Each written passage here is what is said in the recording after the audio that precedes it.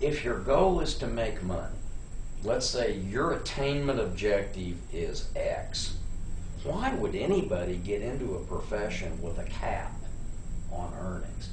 I never got it. I mean, basically, when I figured out in network marketing, nobody could stop me.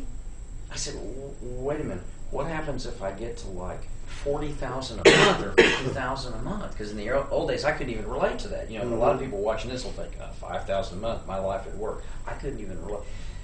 Well, you keep going. I said, but wait a minute, don't they stop you somewhere? No.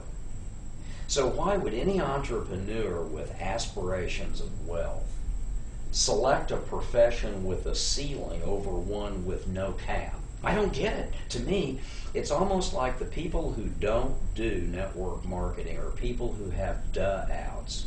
You know what a duh-out is? That's when a seemingly rational adult, and sitting all alone in the privacy of his own living room with nobody around, all of a sudden just stares back up into space and goes, duh, and drools on his sweater.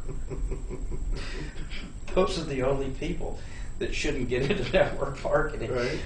If people don't do our industry, I wonder if maybe sometimes they don't have duh-outs because there's no cap. And I don't mean that in a disparaging way. I just don't get it. Right. I don't see any other option, especially in tumultuous times. I've offered over, and I did the O'Reilly factor one day only because people said, Yarnell, you're nuts to go into the no spin zone. This guy will tear you to shreds. No, he didn't. He was a great journalist because I didn't spin anything. He said, what do you do? I sell soap and shampoo. Well, that's a great, everybody uses that, don't they? He said, how do you do it? Well, I've just talked to a lot of people, and basically, I will go on any television program or any program like this anytime, and I will debate against the most educated academic from any field, including economics, resolve that network marketing is the best element of all elements of capitalism, resolve that network marketing is the only bastion of capitalism for thinking adults, and I will win that debate every time. You know what my problem is? Nobody will debate me. Really? No. I've offered to go on Larry King. Right. Now, I'm a nobody. Why would he want me, when you have people who sing? But the point I'm making is nobody wants to debate that. People want to put down our industry until somebody like me who's willing to challenge their insanity is willing to do it in a large domain. They won't touch me with a 10-foot pole because they know I'm right. The rest of it's just garbage. Network marketing, assuming you pick a legitimate company, is the only industry. Now, I believe that. The others are, in my opinion, stupid. Literally irrational. I told a friend of mine, I got really close to one of my close friends, a lawyer, Mr. I said, the only problem with your profession is 99% of you lawyers give the other 1% a bad name.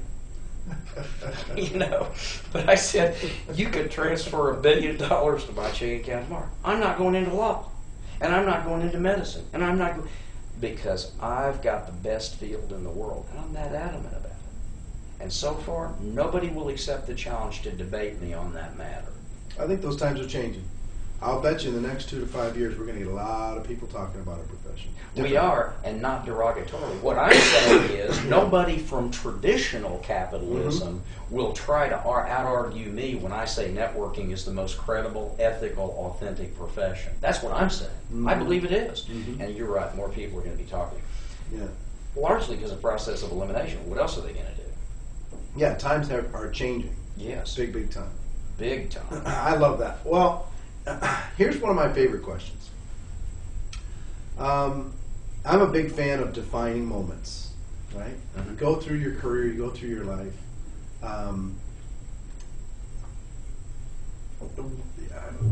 There are these times, and I'm sure you've had dozens of them. I've had over a dozen of them. But there's a defining moment where something happens and it fundamentally changed you. You hit some obstacle, some barrier, something happened, and something changed forever inside your heart, inside your head. And I'm sure while I was just saying this, one popped into your mind, one defining moment in your career popped into your brain. What was that defining moment for you? was running off a cliff in a paraglider because I had a horrible fear of heights. And I was so astounded at the peripheral, the ancillary benefits of that phobia overcoming. Everything in my life began to change when I took paragliding lessons and I climbed up on the mountain and I ran off because I was so mortified by heights. And after I accomplished that, everything else started changing for me. And this was a long time ago. This was in the 70s. It's when they first came out with the sport. Interestingly enough, remember me telling you, mentors are accessible? Mm-hmm. I found out about this Dr. Albert Bandura at Stanford University, who's head of the psychology department. And he had written 10 PhD level textbooks, one called Self-Efficacy that I just love. I wanted him to mentor me. I wanted to understand what causes peak performance. So I called him at Stanford. He answered, got on the phone. I said, how much would you charge me for a day? I want to bring my wife and daughter over. I want to spend some quality time with you. He said, well, nobody's ever asked me that. I said, well, wait a minute. You're head of the psychology department. Here's a guy who has measured peak performance and analyzed in the laboratory of Stanford for 30 years. What differentiates billionaires from mediocre people? He knows at a deep academic level what these criteria are. So I wanted to learn. So he said, well, I don't know even a price to set. And I gave him a figure. He said, oh, that's more than generous. I said, great. When can we come? And he told me we went over there. Interestingly enough, one of his primary causes of greatness was overcoming phobias.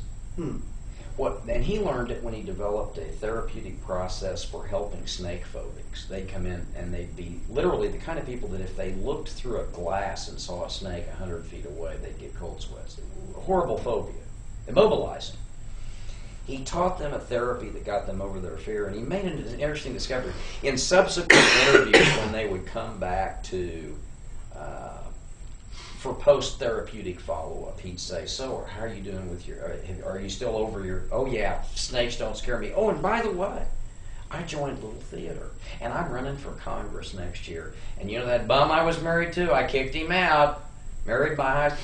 He said, what we learned was, in helping them overcome their biggest fear, which for them was snakes, the ancillary benefits were staggering. It changed their whole world.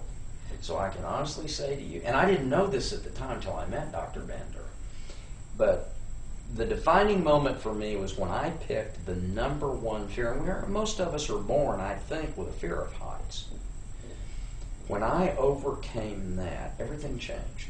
It was almost like, well, if I can do this, I can do that. So I tell people, especially young people all the time, isolate your biggest fear.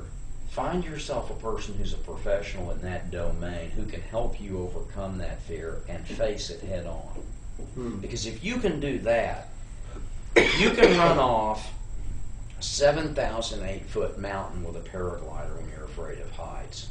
You will not be afraid for people to reject you when you prospect them. That domain will be no longer fear-inducing. So for me, rejection, everybody hates rejection. I don't even care. But that was the defining moment. And I don't mean to kickstart my mouth, but if I could pass that one notion on to people all over the world, isolate your biggest fear and face it and overcome it and watch what happens to the rest of your life. It's scary. Scary. In a good way. In a positive way. Yeah. I love it. Yeah, it really works. I love it.